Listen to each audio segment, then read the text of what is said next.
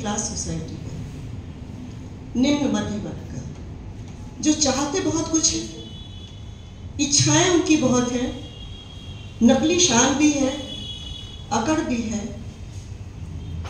पैसे नहीं है पर एक झूठी खोखली शान भी है, और वो सब कुछ करने की इच्छा है जो उच्च वर्ग करता है। सुन लिया है, पढ़ लिया है, टीवी की अनुकंपा से दर्शन भी कर लिए हैं कि उन लोगों का कैसा जीवन स्तर होता है, कैसा जीवन का ढंग होता है, और फिर उसे अपने जीवन में उतारने की इच्छा भी है। हर व्यक्ति, जैसा कि इस कहानी के शुरू में ही कहा भी गया है, हर व्यक्ति एक दिन का नायक जरूर होता है, और वह दिन होता है उसके विवाह का दिन। गरीब से गरीब व्यक्ति भी उस दिन मुख्य धारा में पहुंच जाता है, मुख्य भूमिका धारण कर लेता है, और ये लल्लन की है।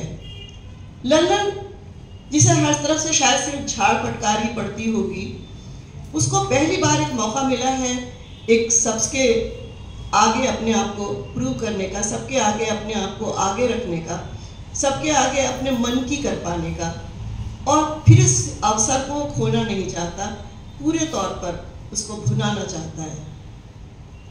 इनमें कोई भी व्यक्ति, चाहे वो लल्लन है, चाहे वो ड्राइवर है, चाहे वो मामा है, और चाहे वो फूफा है, ना तो खलनायक है और ना ही नायक है। ये सब व्यक्ति हैं जो हम सब हैं। महत्वाकांक्षाएं, इच्छाएं, लालसाएं, उन्हें किसी भी कीमत पर पूरा करने की इच्छा, और खास करके उस लड़की के सामने अपने को बहुत ऊंचा दिखाने का मन, जो उसकी जीवन संगिनी होने वाली है, और जिस पर धाक जमाने के लिए ये गाड़ी ली गई है, जिसमें धाक जमाने के लिए गीत सुनने की फरमाइश होती है, एसी लगाने की फरमाइश होती है। जीवन तो जैसा बीतेगा वैसा बीतेगा ही, लेकिन वो एक दिन उस तरह जीना चाहता है जिस तरह गाड़ी में बैठने वाले लोग करते हैं। लेकिन दुर्भाग्यवश उसकी इच्छा उसके कारण पूरी नहीं हो पाती। लेकिन वो ड्राइवर भी एक लड़का है, उसी की उम्र का लड़का है, स्मार्ट लड़का है, दुल्हन खूबसूरत है, प्यारी है, और दुल्हन से उस लड़के का कोई बैर नहीं है। इसलिए उसके मन में आता है तो वो गाना भी सुनाता है उसे, वो गाड़ी भी भगाता है। उस समय हीरो लल्लन नहीं रहता, उस समय हीरो ड्राइवर बन जाता है, जिसकी गाड़ी में एक खूबसूरत लड़की बैठी है, और वो उसको एसी की हवा खिलाना चाहता है, उसको गाना सुनाना चाहता है, उसके कंफर्ट का ध्यान रखना चाहता है, उसे ठंडा पिलाना चाहता है, जो कि उस उम्र के हर लड़के की इच्छा होती है। ये बहुत छोटी छोटी प्यारी प्यारी इच्छाएं हैं, जिसके लिए किसी पैसे की, समाज के किसी खास वर्ग में जीवित होने की ज़रूरत नहीं होती।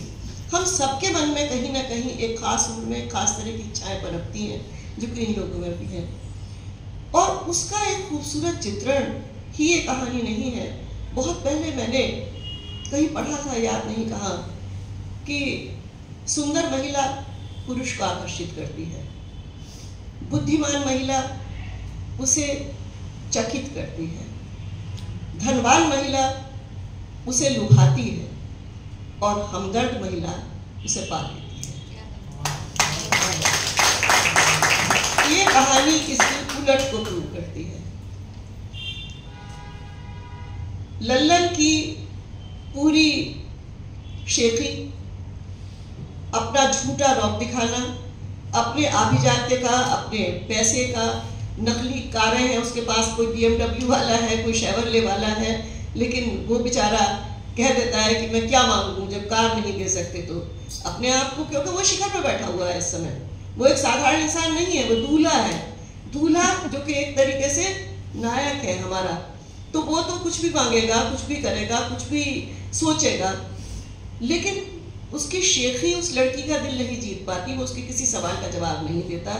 लेकिन वो लड़का दूसरा, जो उसके लिए एसी चलाता है, जो उसके लिए गाना बजाता है, जो उसको ठंडे की बोतल देता है, और जो उसको वॉशरूम जाने के लिए सोचता है कि इसको ज़रूरत हो सकती है जाने की, वो उस लड़की का मन जीत लेता है। इसलिए उसके गिरे हुए आदमी को उठाने की बात और किसी के मन में नहीं आती, दुल्हन के मन में आती है। इस अंतिम क्षण में, इस अंतिम क्षणों में, इस अंतिम लाइनों में दुल्हन नायिका बन जाती है। वो नायिका जो एक उसके घायल अहम को सहलाती है, स्थिति को सुधारती है, और उसको जिसने उसके साथ संवेदना दिखाई थी, सहानुभूति दिखाई थी, जिसने उसका मन पहचाना था, जिसने उसके लिए चिंता की थी, उसके लिए वो भी कुछ करना चाहती है। उसे गिरा हुआ छोड़ के वो आगे नहीं बढ़ सकती, इसलिए उसे भी टेम्पो में बिठाती है। ये एक पक्ष है इसमें। एक दूसरा पक्ष जो मुझे बहुत चमत्कृत करने वाला लगा वो ये कि अक्सर होता है कि हम ये मान के चलते हैं कि अमीर गरीबों का शोषण करते हैं, अमीर उनके साथ में बुरा व्यवहार करते हैं, उनको नीचा समझते हैं। लेकिन गरीब भी गरीबों के साथ में, जब उनको अमीरों की कृपा प्राप्त है तो वो अपने आप को अमीर का ही चमचा समझने लगते हैं, उसका ही हिस्सा समझने लगते हैं। जो इस ड्राइवर के व्यवहार से पता चलता है, उसकी क्या औकात थी ये तो लास्ट मोमेंट पे अग्रवाल सेठ ने बता दिया, धक्का मार के गिराया, पूछा भी नहीं और सबके सामने 2 थप्पड़ जड़ दिए। ये उसकी असलियत है।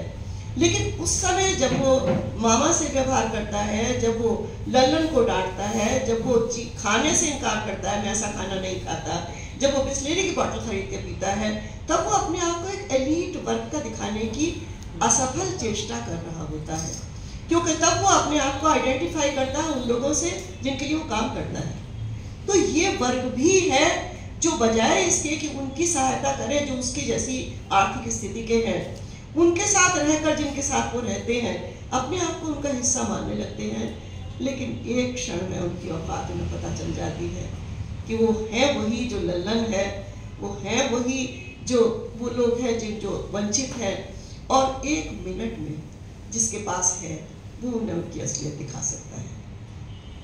ये कहानी बहुत सारे स्तरों पर बहुत प्रभावित करती है, क्योंकि एक तो पूरा खाका गांव है, शादी का माहौल है, एक एक चीज पे उतना ध्यान दिया गया है, ऐसे शब्द बुने गए हैं।